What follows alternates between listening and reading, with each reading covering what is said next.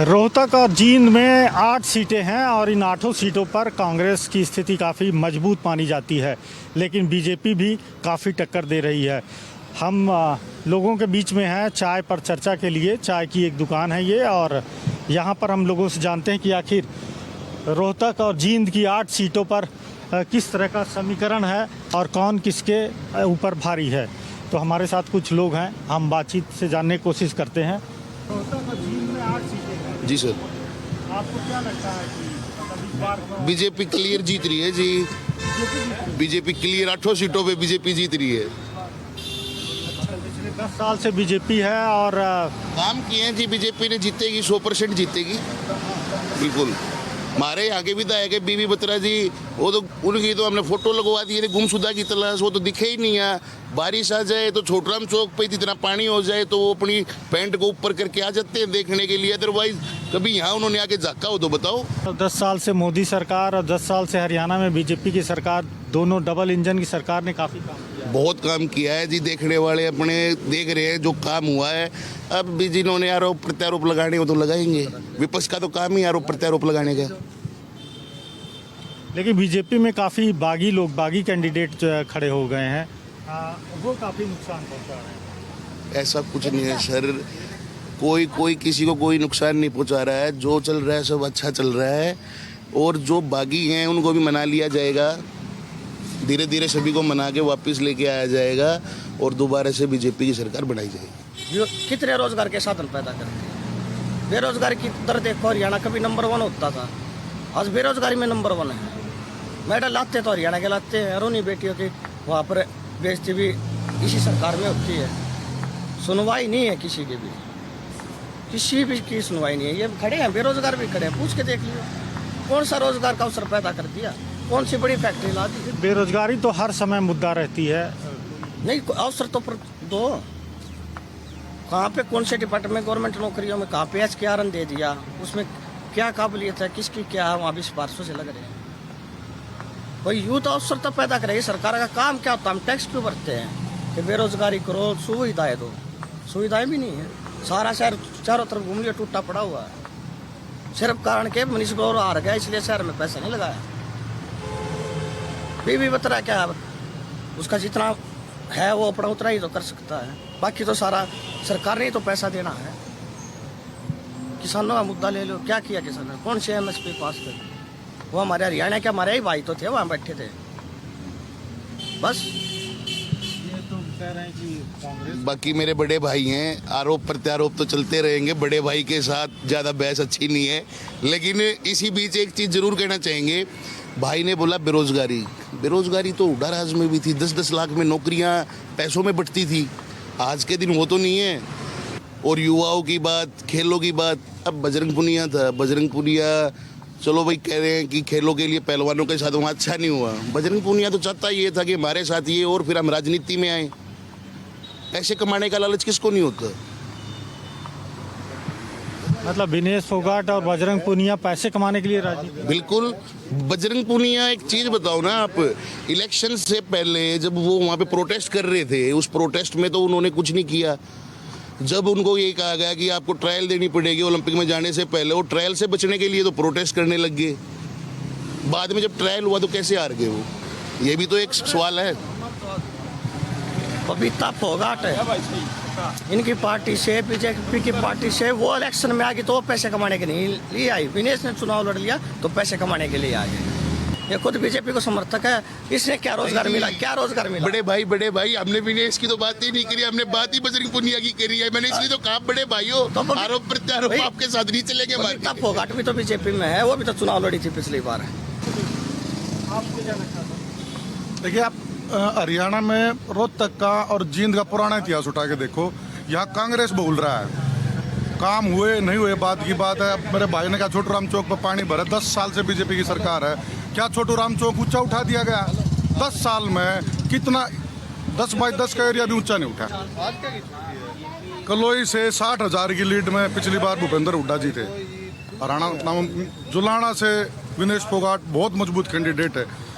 काम ना तो हम किसी का नाम लेते, ना हम किसी पार्टी के समर्थक। लोग काम चाहते हैं, काम हुए नहीं। ऐसा नहीं कि भूपेंद्र हुड्डा के राज में भी 100 के 100 काम हुए। इनसे थोड़े बहुत ज़्यादा हुए। नौकरियों के मामले में चौधरी ओम प्रकाश चौटाला ने ज़्यादा नौकरी दी, 5 साल में 50,000। भूपेंद्र हुड्डा ने 10 साल में 50,000 दी, और इन 10 साल में शायद 25,000 भी नहीं दी। बेरोजगारी है, लेकिन कम से कम उसकी रेशो तो बढ़ा भाई, इतने रोजगार लगा दिए। आप किसी भी बड़ी फर्म में जाके देखो कितने बच्चे सरकारी नौकरी की लाइन में लगते हैं और कितनों की नौकरी लगती है। जो काम होने चाहिए थे स्वास्थ्य के, रोजगार के, स्कूलिंग के, कॉलेज की जो इम्प्रूवमेंट होनी चाहिए वो कहीं नहीं हुआ। सिर्फ और सिर्फ झूठे वादे करेंगे। उसके दम पर अगर सरकार चुनाव होता तो अभी MP इलेक्शन में रिजल्ट पता चल गया था, कहाँ कितनी लीड थी। उसी के बेस पे लोग वोट देंगे, ना किसी पार्टी को देखेंगे ना किसी चेहरे को। वो काम चाहिए सबको, और अपने काम की उम्मीद से वो लोग वोट डालेंगे। बीजेपी ने खट्टर साहब को, जो कि करीब 9 साल CM थे, उनको हटाकर नायब सिंह सैनी को बदलाव किया है, तो उसका कुछ फायदा मिलेगा? नहीं, काम नहीं किए, कोई काम नहीं हुआ। बजट कहाँ गया हमें पता ही नहीं, लोगों ने पता ही नहीं, कोई नौकरी नहीं लगाई। वो हमारा बकवास है, कुछ नहीं इनका पल्ला। यहाँ 70% उड़ेगी है रोहतक में, डिस्ट्रिक्ट रोहतक में। जींद और रोहतक मिला के कुल 8 सीटें। वो जीन जाएगा हमें पता नहीं, पर रोहतक में 70% वोट उड़ेगी। हरियाणा में भी 10 साल से बीजेपी की सरकार है। आपका कहना है कि मतलब डबल इंजन की सरकार होते हुए कोई काम नहीं हुआ यहाँ? नहीं। आप कोई बड़ा काम आपकी याद में हो? हरियाणा के लोगों को हर बार प्रदर्शन करके लाठी खा के 2016 में जाट आरक्षण हो गया, उसके बाद किसान आंदोलन हो गया, अपना सर्वाइवल करना पड़ रहा है। क्या ये सरकार की नाकामी नहीं? इतने बड़े एक ग्रुप को, इतने बड़े गुट को, इतने बड़े एक जाति को संघर्ष करना पड़ रहा है अपने सर्वाइवल के लिए। होना यह चाहिए था कि छोटे छोटे लोगों को भी, उनको बड़े लोगों को, जाट लोगों को, छोटों की मदद करनी चाहिए। वो अपनी रोजी रोटी के लिए लड़ते फिर रहे हैं आज के दिन। क्या ये सरकार की हार नहीं है? क्या किसान की जय बोलने वाले अपने लाल बहादुर शास्त्री जी, जो पहले अगर एक भी किसान की धोती फटी हुई है तो मैं फटी हुई धोती ही पहनूंगा, पूरी धोती नहीं पहनूंगा, क्या कभी सोचा क्या उसके बारे में? क्या ये प्रदर्शन नहीं बताते कि लोगों के मन में कितना रोष है? लेकिन वह लोग दुखी करेंगे, उनको दर्द दिया गया, इसीलिए वो आ गए। इस एरिया में तो बड़ा रोष है। हरियाणा पंजाब में तो आपने देख भी लिया, रोष की वजह से वो आ जाते हैं। अच्छा, यहाँ पर छोटी पार्टियाँ भी हैं, जैसे इनेलो है, JJP है, आम आदमी पार्टी भी है, और केजरीवाल। किसी का कुछ नहीं है। हाँ, किसी का कुछ नहीं है, छोटी पार्टी का 2 है बस। इनेलो की एक सीट आ सकती है खुदा बह की, और कोई सीट नहीं आएगी। ऐसा ही JJP का हाल है। ये मेरे साथी हैं, जिन से ही हैं, इनसे पूछो आप, इनका तुलना हाल कैसे ही है, ये बताएंगे बाकी आपको सही रिपोर्ट। मतलब छोटी पार्टियां तो कह रही कि हमारे बिना समर्थन नहीं होगा सरकार। सिर्फ कांग्रेस को हराने के लिए छोटी पार्टियां इन्होंने ही उतार रखी हैं, और कोई वजूद नहीं है छोटी पार्टियों का। छोटी पार्टी जैसे JJP थी, चुनाव जब लड़ा उन्होंने सारा BJP के खिलाफ बोल के लड़ा, उसी के साथ सरकार भी बना ली। उसी पे दुष्यंत पे कितने आरोप लगे, कितने घोटालों का हुआ, लेकिन जब तक साथ था सरकार चलती रही, उन्हें कोई जरूरत नहीं थी। उसके बाद खत्म हुआ ना। अब दुष्यंत की एक भी सीट आ जाए तो बता दीजिए, कहीं से भी दुष्यंत नहीं है अब। लेकिन छोटी पार्टियां कांग्रेस को नुकसान कर सकती। दोनों पार्टियों को, कांग्रेस को, BJP को भी, दोनों को करेंगी वो तो। गवर्नमेंट BJP की है, उसके एंटी विरोधी तो चुनाव चल रहा है, तो BJP को ज़्यादा करेंगे, कांग्रेस को इतना नुकसान नहीं होगा। क्या माहौल है हरियाणा में ओवरऑल?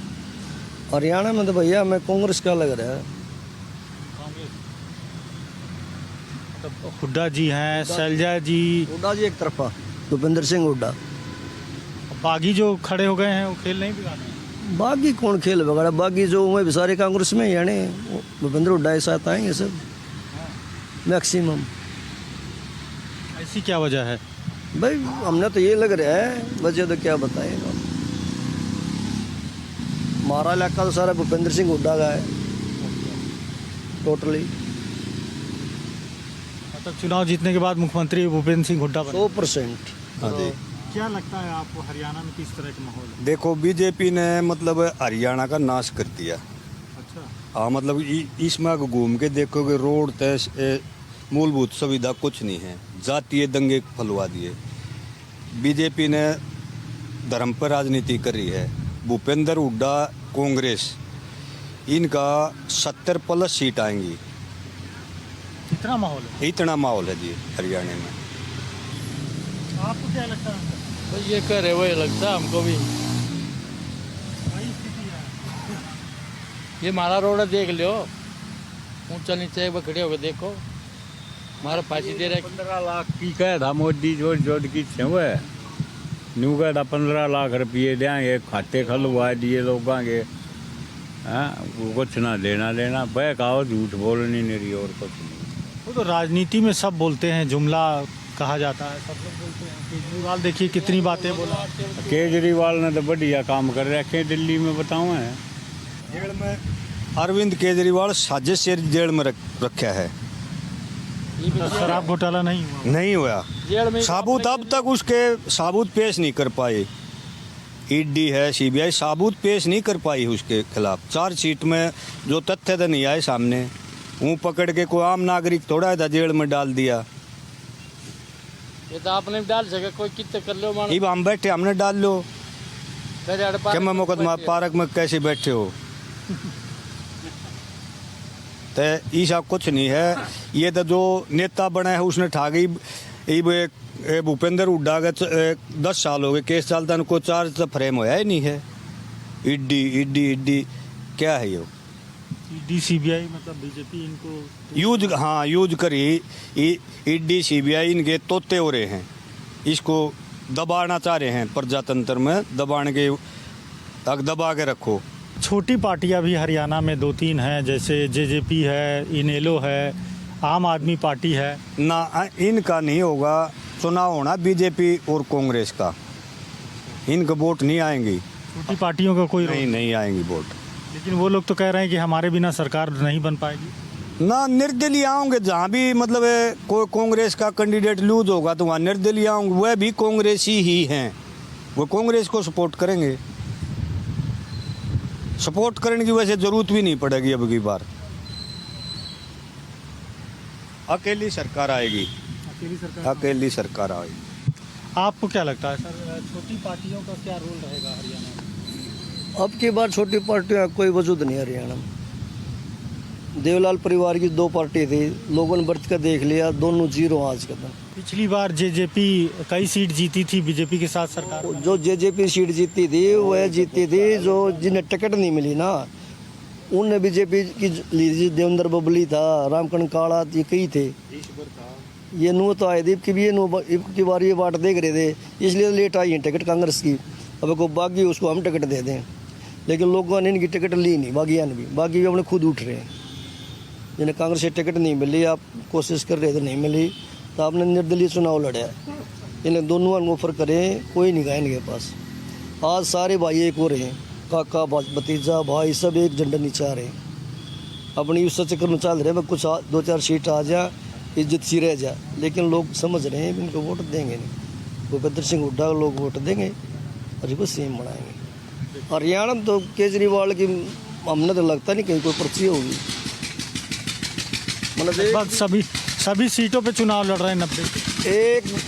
एक भी सीट जमानत में नहीं बच पाओगी शायद इसके तो हरियाणा में।